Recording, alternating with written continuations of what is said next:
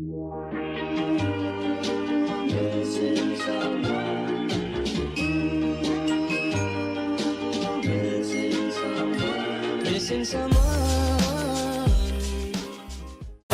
à toutes et à tous, bienvenue pour ce nouveau numéro de Foot Politique. Il fait un peu froid ce matin, mais c'est rien, il est quand même là avec nous. Paul, bonjour. Bonjour. Merci d'être là, tu vas bien? Très bien, et toi?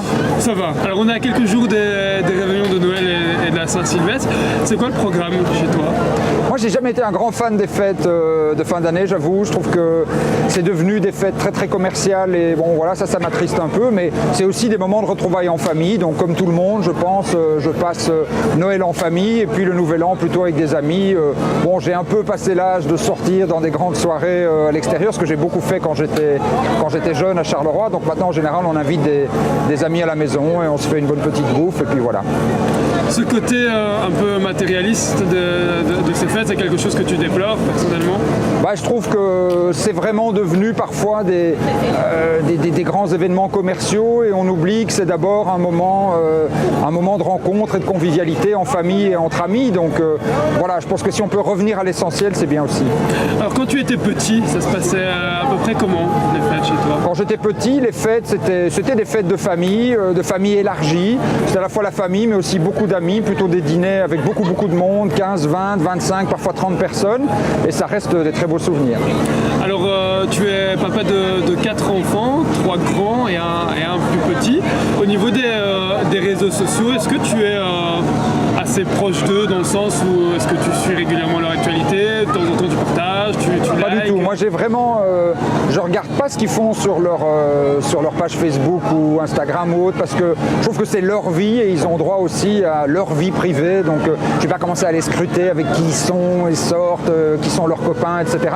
Moi j'aurais détesté que mes parents soient au courant de tout ce que je fais. Donc voilà, je regarde pas ce qu'ils font sur les réseaux sociaux, ça fait partie de leur vie. Ils ont leur vie à eux et puis on a notre vie à nous en famille et on partage ce qu'on a envie de partager. Moi je suis très très attaché au repas en famille, ça je leur laisse une liberté totale, mais le repas du soir, le repas du week-end, ça c'est vraiment des moments importants, c'est là qu'on bavarde et qu'on parle de la vie, quoi. Alors je voudrais, si tu veux bien, qu'on fasse un petit lien avec l'actualité. Il y a quelques jours, quelques semaines, il y a une étude américaine, la Post, qui a pointé du doigt le niveau de lecture des élèves francophones. Ton sentiment en tant que professeur là-dessus? Moi je pense qu'on est souvent très pessimiste. Je crois que les jeunes ils continuent à lire, ils continuent à écrire, ils continuent à réfléchir et à créer, peut-être pas selon les mêmes formes.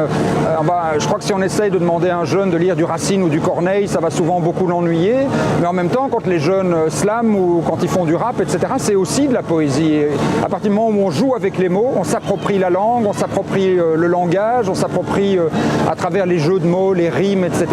La langue c'est très très important. Dès qu'on peut s'exprimer, ça fait du bien de mettre des mots sur ses émotions, mais les formes, à la limite, n'ont pas d'importance. Chacun trouve la forme qui lui convient le mieux.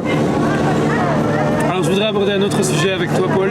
C'est le préavis de grève qui a été déposé pour les 20, 21 et 22 décembre. D'abord, ton sentiment sur le droit de grève?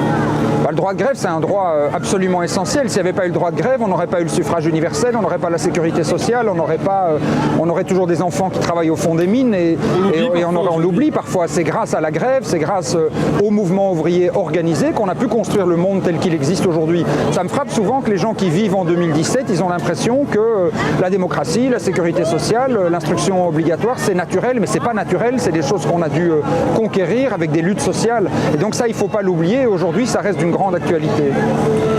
Et par rapport au service minimum qui a été instauré? Je crois que le service minimum, ça ne marche pas.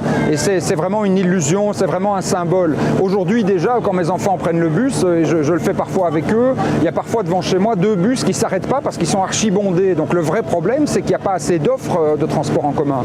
On doit continuer à renforcer. On va créer un bus à haut niveau de service à la sortie sud de Charleroi parce qu'il y a beaucoup de gens qui voudraient venir vers le centre-ville en bus, qui voudraient aller vers Mont-sur-Marchienne, Marcinelle, Couillet, tous ces coins-là qui sont aujourd'hui pas suffisamment bien desservis. Et c'est ça le vrai problème. problème. Et le vrai problème, c'est pas de créer un service minimum. Si vous dites, au lieu d'avoir 5 bus, il y en aura un qui va rouler, les bus sont déjà bondés, ils seront archi-bondés, ça va être l'anarchie aux arrêts de bus. Qui est-ce qui va monter, qu'est-ce qui aura priorité? Donc je crois que c'est pas ça le vrai problème. Le vrai problème, c'est d'avoir un climat social de qualité dans les transports en commun pour que demain, il y ait des bus pour tous et que tout le monde puisse utiliser les transports en commun. Paul, un grand merci. Je vais maintenant te laisser une vingtaine de secondes face à la caméra pour adresser tes souhaits et tes vœux à nos concitoyens. Je souhaite à tous les Carolos d'avoir envie de continuer à vivre à Charleroi. C'est une ville qui bouge beaucoup. On essaye qu'il y ait pour tout le monde tout ce dont on a besoin pour mener une vie agréable, qu'il y ait des logements confortables, qu'il y ait de bons transports en commun, qu'il y ait de bonnes écoles, qu'il y ait de bonnes crèches et garderies gratuites, accessibles pour toutes les familles, qu'il y ait du sport, qu'il y ait de la culture. Aujourd'hui, je pense que Charleroi, c'est vraiment une ville en plein développement. Il y a plein de gens qui reviennent d'ailleurs vivre à Charleroi et donc soyez heureux de vivre ici et envie d'y faire des enfants et que vos enfants aient envie de vivre ici. Paul, un grand merci, c'était un plaisir. Merci à toi, on termine sous le soleil. Sous le soleil. Voilà. Merci à vous de nous avoir suivis. On se retrouve très bientôt pour un nouveau numéro.